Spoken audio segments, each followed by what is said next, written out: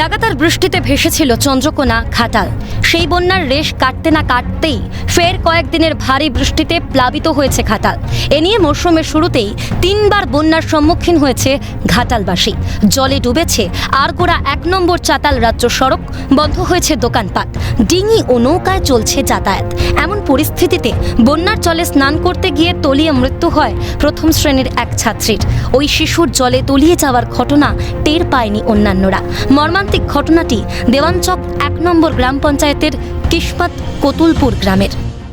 ওই জলে লাইতে গিয়ে মানে সেই বন্যা এসে গেছে, সেখানে লাইতে গেছে, লাইতে যেতেই কেউ গেছে, আর সামনে কেউ থাকেনি, বেশি জলে নেমে পড়েছে, ব্যাস ডুবে গেছে। কখন হয়েছে এটা 9:30। এক কথায় জল যন্ত্রণায় জেরবার ঘাটালবাসী।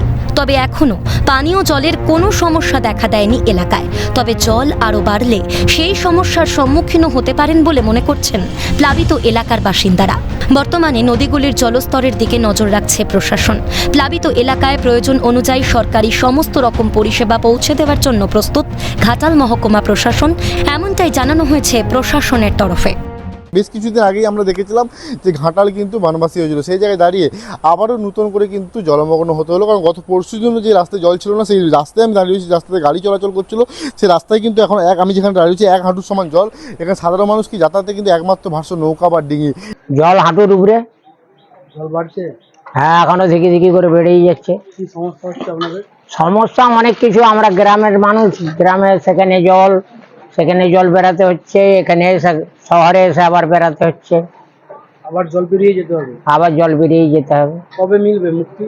মুক্তি এই বর্ষা শেষ হলে।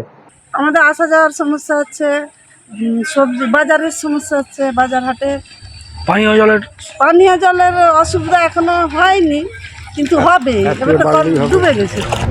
এমন পরিস্থিতিতে মুখ্যমন্ত্রী মমতা বন্দ্যোপাধ্যায়ের নির্দেশে বন্যা কবলিত 9টি এলাকায় কমিউনিটি কিচেন খুলেছে পুলিশ। সাধারণ মানুষের হাতে খাবার তুলে দিচ্ছেন তারা।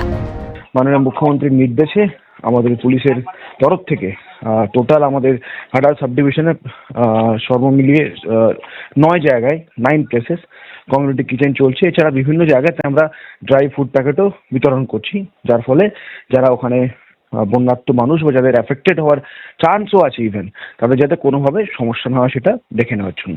আবারও যে ভোট আসছে তারা আবার কিন্তু প্রতিশ্রুতি পাবে। ঘাটাল মাস্টার প্ল্যানে কাজ শুরু হয়েছে, কিন্তু কাজ কবে কমপ্লিট হবে সেই উত্তর কিন্তু কারোর কাছে নেই। এবং এই ঘাটালবাসী আদৌ কি জল যন্ত্রণায় মুক্তি হবে, না এই জল যন্ত্রণা নিয়েই তাদেরকে বাঁচতে হবে, সেটাই এখন সবথেকে একটা বড় প্রশ্ন। পশ্চিম মেদিনীপুর থেকে অভিষেক চক্রবর্তী, ক্যালকাটা নিউজ।